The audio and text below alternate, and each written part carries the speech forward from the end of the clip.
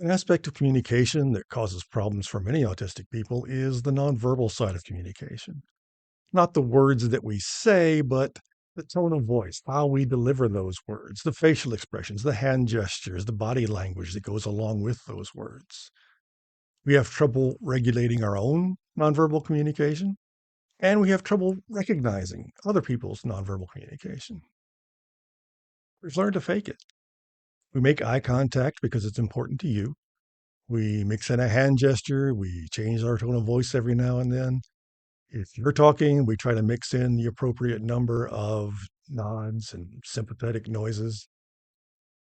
We're trying to give you what you expect, but we don't know what you expect. We're just faking it.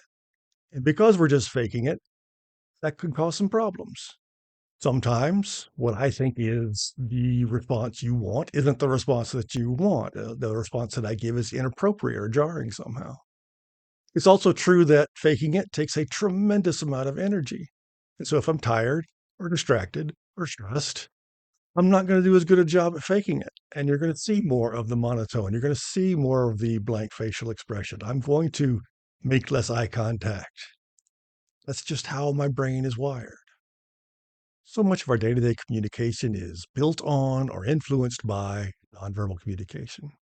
When an autistic person gets it wrong, people notice and they pull back and they start asking questions. What's wrong with that guy? What was that supposed to mean? Probably the best example for me is eye contact. As I said, I know you want it, so I'm going to do my best to give it to you. But it is so difficult and so uncomfortable for me that if I'm stressed, if I'm tired, I'm not going to be able to make that eye contact.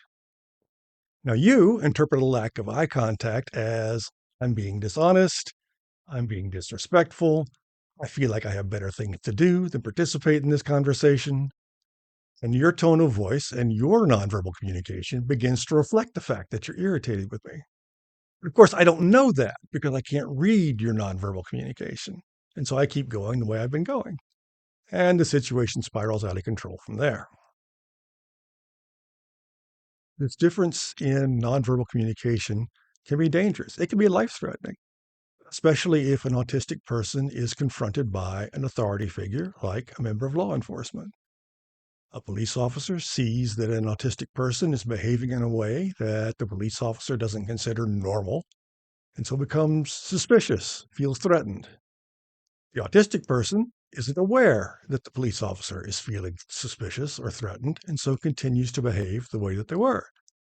And the situation escalates.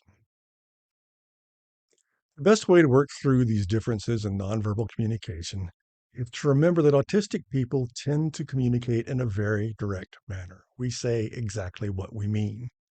If our tone of voice, our hand gestures, our facial expressions don't match what we're saying, go with what we're saying because that's how we communicate.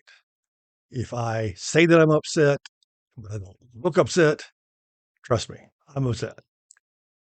If we can learn to accept each other's communications at face value, to say what we really mean, then the differences in nonverbal communication become less important.